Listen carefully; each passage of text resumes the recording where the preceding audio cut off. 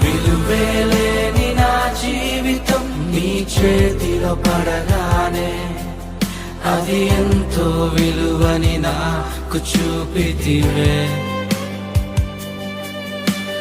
జీవమే లేని నాలోని జీవమును నింపుటకు నీ జీవితాన్నే తారబోసితివే.